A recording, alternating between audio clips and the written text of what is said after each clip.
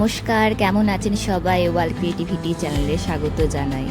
বিয়ের পর শ্বশুরবাড়িতে এসে যাকে আমার জন্মদাতা বাবার পরের স্থান যাকে যদি দেওয়া হয় সেটা হচ্ছে আমার বাবা মশাই, অর্থাৎ আমার শ্বশুর মশাইকে, যাকে আমি বাবা হিসেবে পেয়েছি।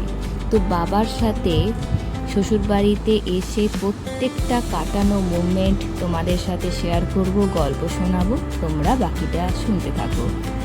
এই ছিল সেই দিন যেদিন বাবার সাথে আমার প্রথম গাড়িতে চড়া, আর সেটা ছিল আমাদের নিজেদের বিয়ের ম্যারেজ রেজিস্ট্রি। তো এটা ছিল রেজিস্ট্রির প্রথম ডেট। বাবার সাথে কথাবার্তা বলে ওখানে আমাদের ফাইনালি অফিসিয়াল বিয়েটা কমপ্লিট হয়। তার সেই মোমেন্টটুকু আমরা ছোট্ট করে কাটিয়েছিলাম বাবার সাথে। তো সব কিছু করার পর আমাদের এখানে খাওয়া দাওয়া সব কিছু কমপ্লিট করে বাবার সাথে একটা সুন্দর মুভমেন্ট কাটিয়েছিলাম।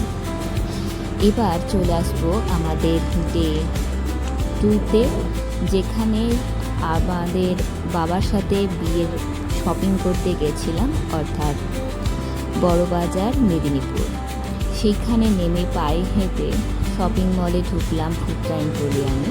তো সেখানে বিভিন্ন শাড়ি দেখে আমরা নিজেদের বিয়ের ড্রেসটা কমপ্লিট করেছিলাম। এই ছিল শ্বশুরমশাইয়ের সাথে সেকেন্ড ডেতে কাটানো মুভমেন্টগুলো।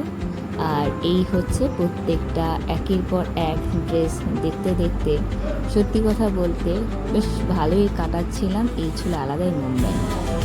এবার বিয়ের এই অ্যালবাম চলে আসার পর বাবার সাথে ঘোরা পিসিমণির বাড়িতে, তারপর চলে আসা বিয়ের বাড়ির প্রত্যেকটা মুভমেন্ট বাবার সাথে ঘুরতে ঘুরতে ঘুরতে। এরপর বাবার হাতে লাগানো শীতকালের সেই ফুলের গাছ বাগান, কি অপূর্ব, তোমরা আসলে অবাক হবে। আর বাবার এই নতুন ছেলের ক্লিনিক উদ্বোধনের জন্য প্রথম, আর এই হচ্ছে বাবার বাগান, ফল বাগান অনেক রয়েছে। এবং এই মুভমেন্টগুলো তোমাদের শেয়ার করলাম। আর সব থেকে বেশি মুভমেন্ট কাটিয়েছিলাম গাড়ি, যেটা আমাকে শ্বশুরমশাই বিয়ের পর কিনে দিয়েছিলেন, যে গাড়ি চলে আমি অফিসটা যাতায়াত করছি এখনও।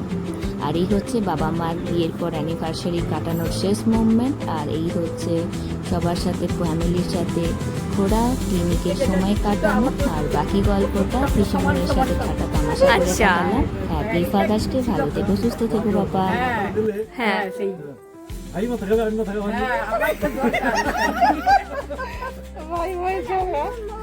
আর বাবা খুব শান্ত ছিল।